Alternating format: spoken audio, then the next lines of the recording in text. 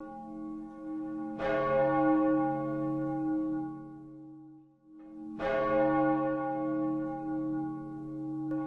I want to tell you a story about war, freedom, and reconciliation.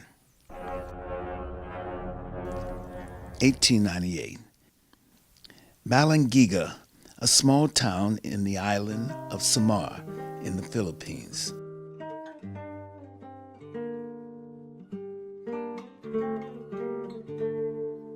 A garrison of the 9th Infantry of the United States controls the town and has instigated an aggressive policy of food deprivation and property destruction.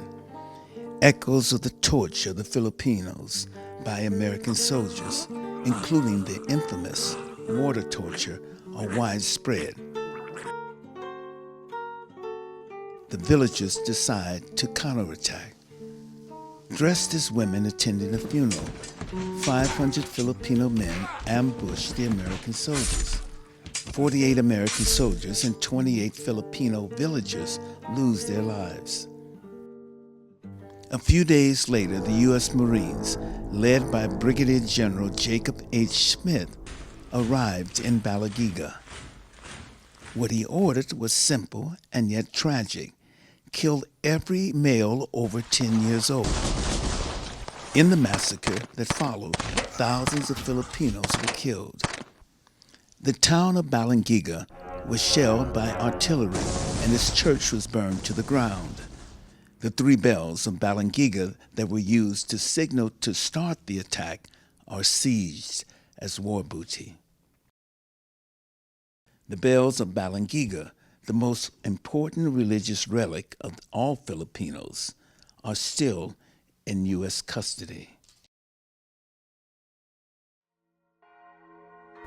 I learned a long time ago that some of the best Americans we have are Filipino Americans, and my father actually fought in the Philippines during the Second World War.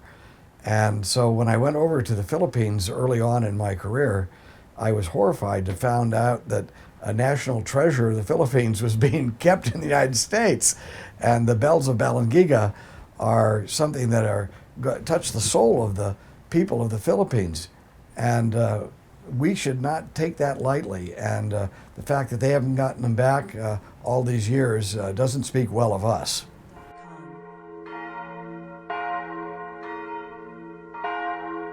Those bells mean a part of the heart of the Filipino people. It represents the heart of the Filipino because deep in the heart of the Filipino is a desire to be free, and it represents the price that the Filipino would pay for freedom. When I went to Balangiga, one of the things that impressed me the most was the villagers themselves. These are simple villagers, fishermen, farmers. It's a small, out-of-the-way place, yet they have a sense of their history and how it plays into the wider history of the world. For them, the bells are priceless. They represent their religion, represent their culture, and more importantly, represent their historic struggle for freedom and independence.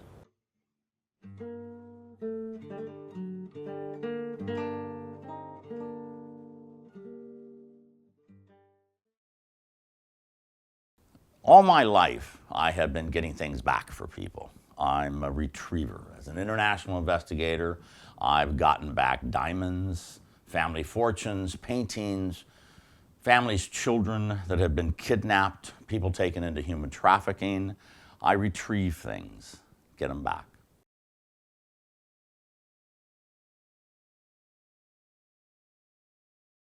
I first went to the Philippines when I was 19 years old doing USO, and I loved it so much. I loved the people so much that I stayed for 10 years in the Philippines. I had a jazz club there as a young man. I was even a movie actor in the Philippines. I did American films and local films and loved the country, traveled all over, got to know the people, and I have very, very close ties to the country.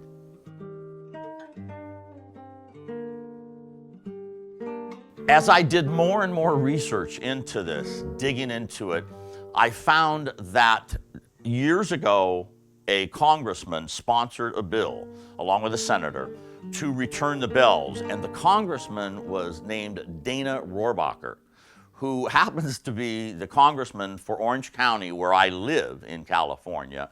And he also happens to be a friend of mine. I have lunch with him, and I know him well.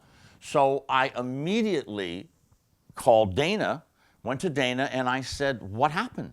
You know about these bills, the bill, you did the bill, you sponsored the bill. Why didn't it work? And he very simply said, lack of awareness, Logan. He said, no one knew about it, nobody cared about it. So I said, okay, would you be willing to do it again, Dana? Would you be willing to work with us again? And he said, absolutely, I think they should be given back. I then knew exactly what I had to do. If this is going to be my case, if this is going to be my next mission, then I need to put a team together. The people of the Philippines are some of our very best friends on the entire planet. And this would be equivalent of having some other country having the Liberty Bell and keeping it there. That would mean so much to Americans. Well, if these are our friends and we want to reinforce that, we should give them their bells, and we should do so with great ceremony and an appreciation that they let us keep them as long as we had them. When a religious relic is stolen and taken away, I think, and peace is made and allies are made and years pass, and that religious relic is languishing in obscurity in a foreign country like ours is to the Philippines. And it's the bells of Balangiga are in Wyoming. And why are they in Wyoming? And I don't think anyone can argue with the fact that they need to be returned. They need to be given back, right?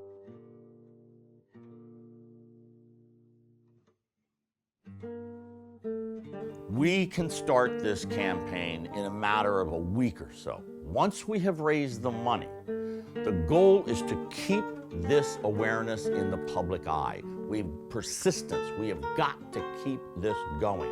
We want to inform everyone. We want newspapers to do stories, radios. We will buy ads in newspapers in the Philippines, in Wyoming. We want to travel back to the Philippines. We want to get the mayor of Balangiga. We want to bring him to Wyoming, meet the governor of Wyoming. There are people in Wyoming, there's a small group that is standing firm to keep the bells and hold on the bells. But I truly believe they don't know the full story about the bells. Once they learn the entire story, I truly believe that they will be in agreement with us.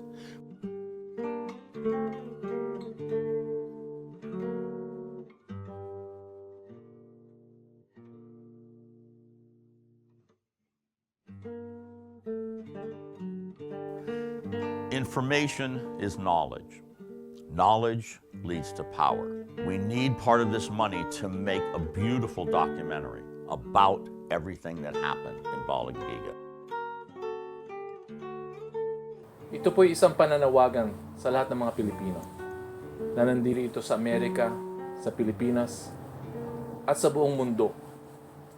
Suportahan po natin ang kampanyang ito na maibalik ang kampana ng Balangiga.